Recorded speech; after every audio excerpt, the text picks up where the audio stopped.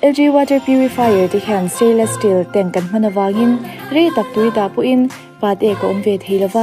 airtight ani wangin atui e thiang himbik mineral booster samana wangin magnesium le calcium o omtela atui bik le 8 liter storage ani wangin kren omlawa po tui man tur an khol hnem ani machine cleaning technology an man telawangin kuta manual ati fai ngai velova an manin identify thei ani hengan bungra te hi EMI manin ol sam takin apung omnavin ila theini chachang gutan number kan on tar lana ti hian zofia the rin kan ni e ki kilaya kan thalai hovin lian puin amizo chong le sap chong in tara poimo em mai chuta chuan notwithstanding anything in the constitution India constitution a yan eng po kho po lo ziak sek ma sela chuan adang heyakal ti a oi lo parliament dan siam heng subject a hi chuan antia ki kan namle kan culture kan sakwa chutiang khoi thei thil dan siam le chuta tanga thu buai la buai rem na tur te adang chu ka soivak lawanga apoi mo berchu ownership and transfer of land ram nei tuni nale chumi khoi che dan chunga chuan parliament dan siamin thu nei na nei lawang mizoram dan siam tu tin mizoram ina arem ti ani lo chuan ati apoi mo ka soi fotin American ambassador in an ena India sarkar yan eng tin nge tiang hi aphal independent ram chunga independent ram in ngota lo mole anti chung jinga poimo berchu til danga ka chuan asia taka om kan culture le sakwa chuan in rol tak takin khalai miron pal kan tumwak nep deu amar chu kan ram hi apoimo per sang ka chakwa somriet le paruk jun ni somthum ma a India ramdan mizoram chunga lo man to pangai khang ka chu a huam lawang anti amaro chu chumi sang ka chakwa somriet paruk jun khamia ni somthum mandan siama chuan tuna kan forest act ki atela khaga chu ani angin kan bang khaga chu kan dang theilo chu wangin forest atangin kan ti don reng in clearance sangai vek ani amar chu tu na mi chu tun naya sang ka chu somriet le paruk jun ni somthum nulama forest conservation amendment act anron siam ta kan in rim nuwa thunei na min pek nuwa chumi chuan thil dang tam tak jinga international border ramri atanga abo ruang mele te ya KM za chin chumi chunga chuan son sarkar lai puin infrastructure konganiamo in sakaniamo thil danganiamo ramven himnale thil danga chulati chuan forest tu zum zo ngai lovin atu tuin chung chu ati theyang mizoram chu Bangladesh atanga KM za anti chinula Burma tanga KM za ahuam vet mizoram ahuam lo re khampa ruak mel khan zoram chung zong zonga he dan hian he Forest Amendment Act kan siam hian atu le ti chuan defense thi lai mo thil dang ai mo India sarkarin adu angin forest danina akwam lo turin akal pui theyang atu thuani to ang ti kha alo kal tani chu cái ni MNF kan sarkar lai khan kan tu lova ani nataka chuan ngoi ringot po ni ila he kan constitution yan ownership and transfer of land Mizoram chunga Mizo legislature 220 parliament dan siamin a huamlo ati kian min huam fel fek kan him sa fek am mai ro chu ti chung chuan an lo riet le zual nan signal ho dan taka loud and clear mo chiang le zuala khovel le parliament le India sarkarina an riet nan hedan yan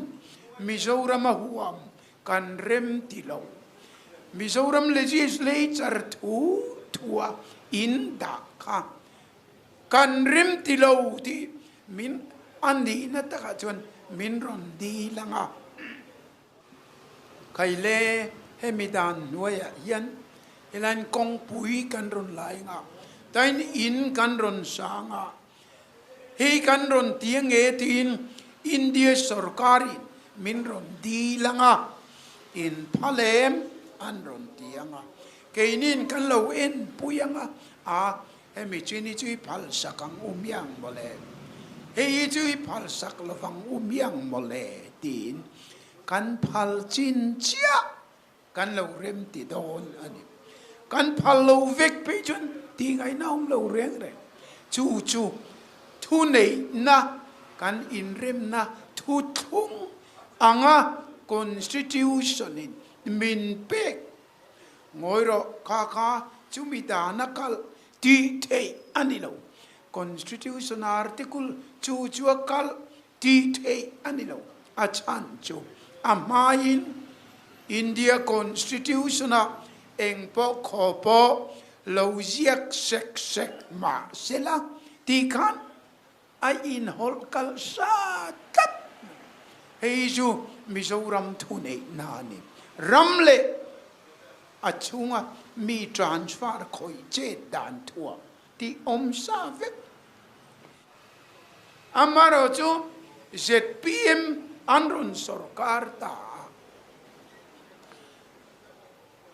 khaile Mizoram sarkar ne isoi du nangu hi tan kong kan ron layanga hi in kan ron sanga in forest hemidan hian kan ron mangange tia ron soi po an la nei lo re pakhat ma an ron tirik main puduma ho chu an tlom sa ringot chu wangin potirale rang chalaral veng ang doyo tika ani ringot mai ai nga ma mai nan tlom ringot chuwangin hi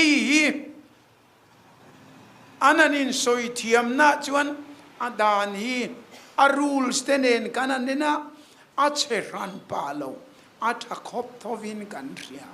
chuwangin Mizoram tan alau in kan relava chuwangin kan lo pomani a chiat adana chiat le a that lam kan soilo Mizoram tan alau le lo lam kan soilo kan thune na ani andan ka a chiat lem lo chuan khami manga Mizoram chunga thil ti dur andu ani chuan Mizoram sarkar min ron din anga constitution ina tiangin kan lo en puyanga a hei chua tha lom Mizoram tan po tha lom helai chuan in ron sak kong in ron siam kan phal sakacheu kan lo ti tur ani a kan phal na chavati tur phal na adil pon dil ma oten an tlu sharingot chu chuani nam thin lung nei le nei lo karan lat na chuni ke ni chuan adil po min ron dil ma au in hi kan rem ti lo kan thu nei na ni kha o tin kan lo in vau kha na an ni chu adil pon dil ma avin kha kal na cha bi ka an pengal ringot mi zo nam si pai te thi senale zoram mi pui zong zong tor nei na ale chua ramle nam chunga nei tu ni na le thu nei na kami an nei ka enge din mun tu ta nge ni ta MNF hun lai ka chuan zoram mi pui ta ni tu na chuan a kong khar kal na cha bi ne putuan India sarkara perfect chu thu tik tak chu ven adana tha a chia ti lamani lo kha thu nei na ka avain a perfect MNF sarkar lai ka chuan ownership and transfer of land hemikin tela forest ramandron ti huam tel tiran tumpo MNF hun lai chuan mizo mi puite ta ani Mizoram legislature ta ni ZP mandron sarkare ro chuan ai nga ma mainan tlom sa acha bi nen lam central an perfect chu tu na mi ni ringot chu kan oi lo ha cha bi kha kho ma mi puite tor na ina le ani kha cha bi ka kan si paite sang tam thi sheni na ale ani ka zoram mi puitor na ina ale ani ka in nom in ma ka India in pek le ringot kan oi don lo re hei chu ron ti don ma se kan oi lo pudu ma hovinan ti po kan oi lo chu wangin an ne na kan nor na chu chapi ka dil kir le ro peringot chu wangin kan oi mia Special Assembly ko le ula in chapi pe ringot ka lakir le ro mi puite tor na le ram thi sen man ani ka kanti ani in ti thei lo chuan bang mai ro kha chapi la kir sak ngam sarkari dinang zoram mi puin zoram leilung chunga thu nei na chabi hum hal ngam sarkar zoram bi puin thang mai ro se bang mai ro kha kan thu ani chu voi ni tlenga kan naula serious tak ani thenom tinan riang te lau umani kan thenom state le chief minister te yan poi minti pui ngotin kare chu wangin kha kanan pasa Keini anga Nagalan in humalan ay chuan an ovan chhuak ngal far mayan kanoy lo ring anti MNF point kanoy lo ring kanti chu vain pathian le mi puite zara re lo te aga in thanganga he sarkar ina tra mang zo la vina tlu pui poni te ya ata ma mang zo te rama ni point kanin tlana chuan MNF clean pui kum a theng to don ta chuan tu nan cha bi pe ki hei chu kan thi shen man kan mi puite tor naman alo peringot chewani koi kan la don kan tiang kan la le don kan oi lo kan ti don ani chu voina Assyrias avang in nakina thang thar tena an riata midang zong ina kan riata hi champion puiturin MNF in ma atop tlengin kan la don ani